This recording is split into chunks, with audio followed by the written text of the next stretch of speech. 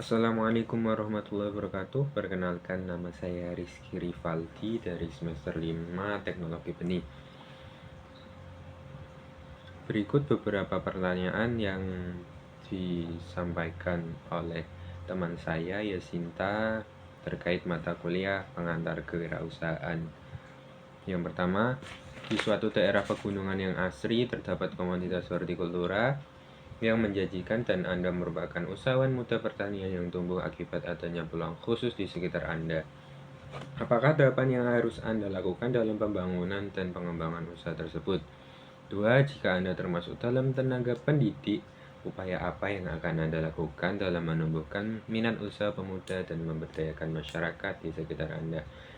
3. Menurut Anda, kepribadian apa sajakah yang harus dimiliki oleh seorang wirausaha dan apa yang menyebabkan hal itu menjadi karakter penting wirausahawan? 4. Seorang wirausaha dituntut untuk selalu kreatif dan inovatif dalam melihat peluang bisnis. Menurut Anda, hal apa sajakah yang perlu dilakukan wirausahawan pertanian? 5. Apa yang dimaksud dengan digital business dan jelaskan. 6. Menurut Anda, apakah prospek dan potensi pertanian di Indonesia dapat meningkatkan profitabilitas benih bagi pengusaha pertanian? Ketujuh, apa strategi yang akan Anda lakukan dalam memperoleh profit pada bidang usaha perbenihan jagung hibrida? Kedelapan, menurut Anda, kendala dan tantangan yang dihadapi oleh pengusaha benih di era 4.0 dan bagaimana penanganan yang Anda persiapkan jika hal tersebut melanda bisnis benih yang telah Anda bangun? Baik, izin untuk menjawab pertanyaan poin kedua dan ke-8. Untuk poin kedua, jika saya termasuk dalam tenaga pendidik, tentunya saya akan mengupayakan untuk fasilitas-fasilitas yang ada di kampus seperti greenhouse, kemudian lahan TEVA, kemudian kafe termasuk, dan semua lah fasilitas yang ada di kampus terutama itu bisa disalurkan kepada mahasiswa. Jadi mahasiswa di situ bisa mengasah skillnya masing-masing. Jadi yang sebelumnya backgroundnya misalkan bukan dari SMK pertanian atau sekolah pertanian, di situ bisa mulai belajar ilmu-ilmu pertanian dan bidang-bidang wirausaha dari situ. Kemudian saya mungkin akan menerapkan sistem yang ada di Polbangtan Malang yang mungkin belum diterapkan di kampus Yoma, yaitu pembagian PWMP kepada mahasiswa. Jadi sistem di Malang, PWMP tersebut sudah bisa bagi mahasiswa tingkat 1. Jadi dari kampus memfasilitasi, sudah ada beberapa usaha dari beberapa bidang itu mahasiswa bebas mengikuti program BWMP tersebut melalui sistem seleksi.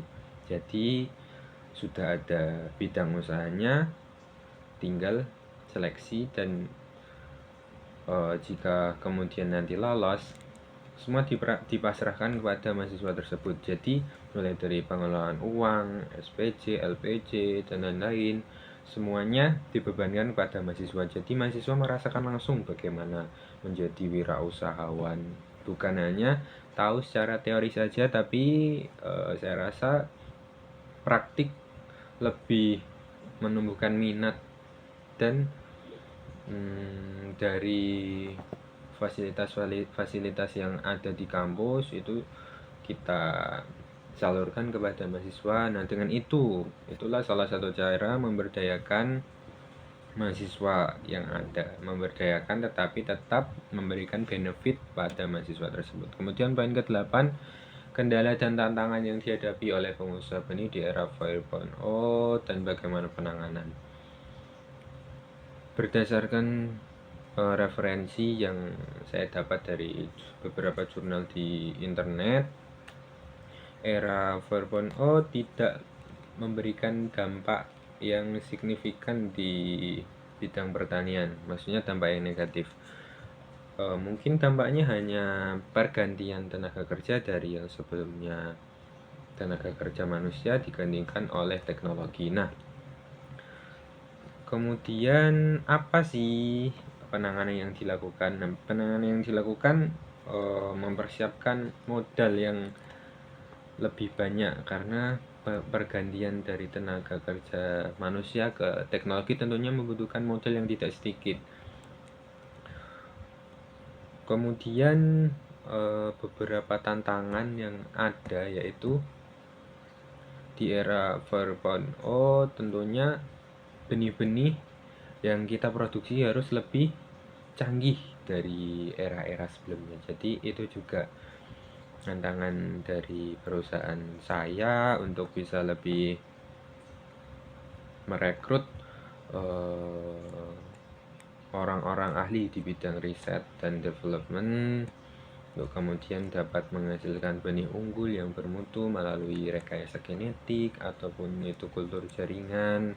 Nah, mungkin dari kendala dan tantangan tersebut yang paling penting adalah modal.